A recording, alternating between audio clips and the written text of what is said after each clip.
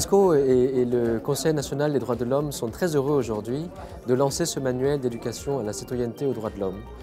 Pour nous, c'est une manière de contribuer à renforcer l'éducation des droits de l'homme de manière globale. Je veux dire par là que nous ne visons pas dans l'immédiat à influencer ou à introduire le manuel dans les curriculums scolaires, mais à offrir un outil pédagogique de référence à tous les éducateurs. On ne peut pas consolider le processus démocratique marocain sans des citoyennes et des citoyens conscients de leurs droits et aussi de leurs obligations envers la société. Ce manuel se distingue par sa double approche, les références internationales et en même temps le contexte constitutionnel et institutionnel marocain.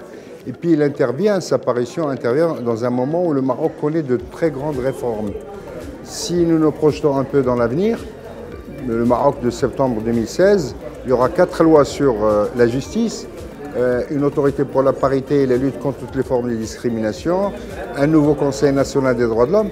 Et donc, nous avons besoin, pour accompagner ce mouvement, des citoyens qui connaissent les droits de l'homme, des citoyens responsables et agissants. اليونسكو اليوم ولشركائنا في المجلس الوطني لحقوق الإنسان بدنا نأكد فكرة إنه حقوق الإنسان منا منظومة مجردة، هو شيء نعيشه يوميا ويعيشه كل فرد، أكان مسؤول، أكان رئيس دولة أو أكان ربة منزل أو أم أو أستاذة أو عامل في الطرقات. وهذا هدفنا من الشراكة مع المجلس الوطني بين المجلس الوطني واليونسكو لتأكيد أن حقوق الإنسان يمتلكها كل إنسان، ولذلك يجب أن نربي الجميع عليها ونبدأ هذه التربية في البيت، نستمر في المدرسة ولاحقا في المجتمع.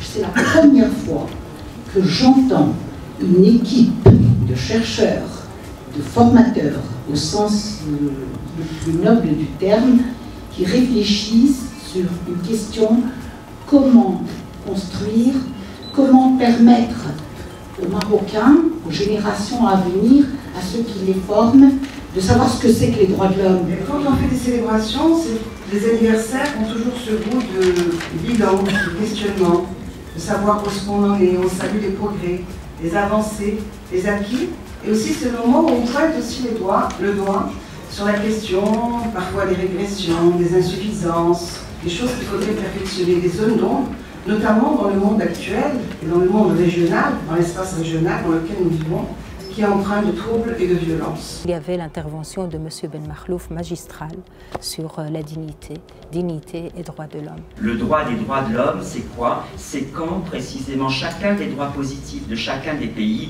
intègre dans son préambule la Déclaration universelle des droits de l'homme. Et du coup, les droits humains ne sont plus simplement des déclarations de principes, mais ils deviennent des principes de droit. Refus de la souffrance, refus de l'inhumain. Elle intègre non seulement les agents humains autonomes, mais aussi ceux qui ont perdu cette autonomie et que l'on appelle des patients, des gens qui pâtissent.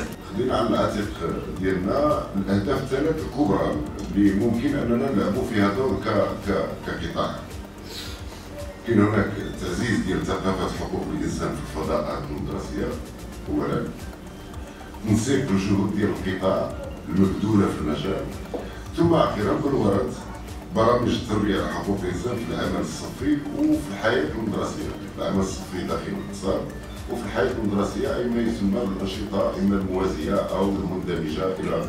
Je voudrais souligner deux choses.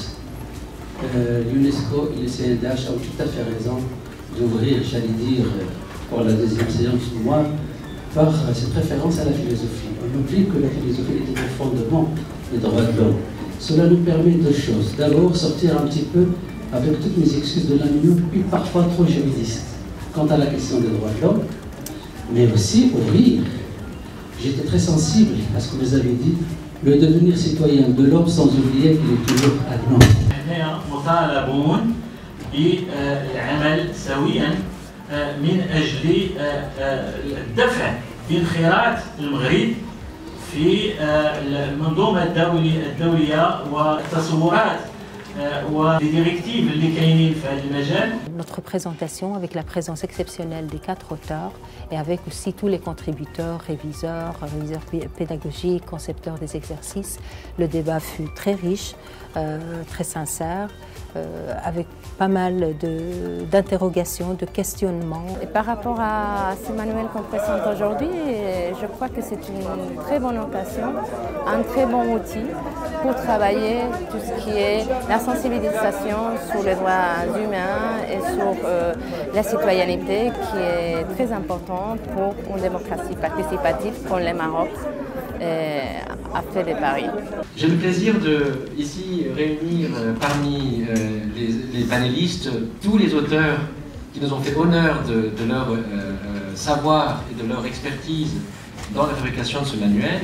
Les 4 auteurs sont là et également nos partenaires du CNDH qui pourront également discuter de la phase d'après. Qu'est-ce qu'on fait après avec ce manuel? يجب تكوين المكونين الذين سيعملون على تصريف هذا الدليل وكذلك هذه اللحظة ستكون قريبة في أقرب الوقت وسيتم إنجازها في إطار تعاون مشترك بين المجلس الوطني لحقوق الإنسان واليونسكو.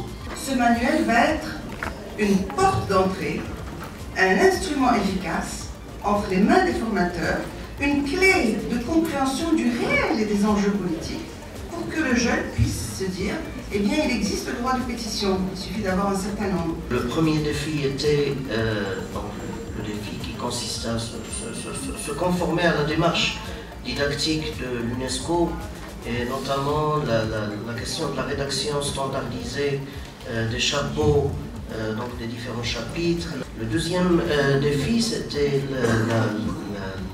la simplification des notions complexes. وجودنا هنا للاحتفال بهذا اليوم ولإطلاق الدليل ما يعني لي أننا نحتفل بحقوق الإنسان كل يوم. إنه جزء من سلوكنا اليومي، ومع أن الاحتفال بيوم عالمي هو ضرورة للتركيز على هذا النهار وما يعنيه، ولكن بالنسبة لي أن عملي اليومي في اليونسكو ومع شركائنا في المغرب وخارج المغرب هو احتفال بحقوق الإنسان. Je considère cette rencontre d'abord que c'est de grande importance parce que sur ces questions de formation, de renforcement de capacité, etc., on a besoin d'espaces d'échange entre des acteurs concernés par ces questions, notamment des militants des droits de l'homme, des universitaires, des acteurs associatifs, des pédagogues et enseignants. Donc, afin de mieux cerner les différents points, les différentes composantes de la question de formation en droits de l'homme.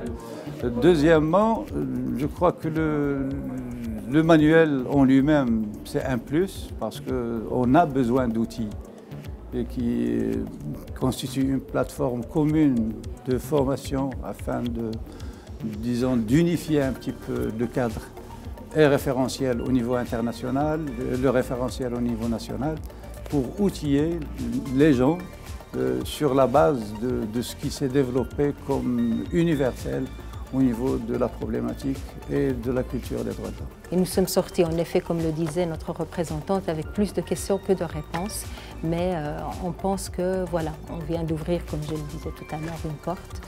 Et pour l'année prochaine, pour un peu mettre tout ça donc en place, formation, vulgarisation, rendre encore plus accessible ce manuel, voir comment donc l'alimenter avec de nouvelles fiches pédagogiques, etc.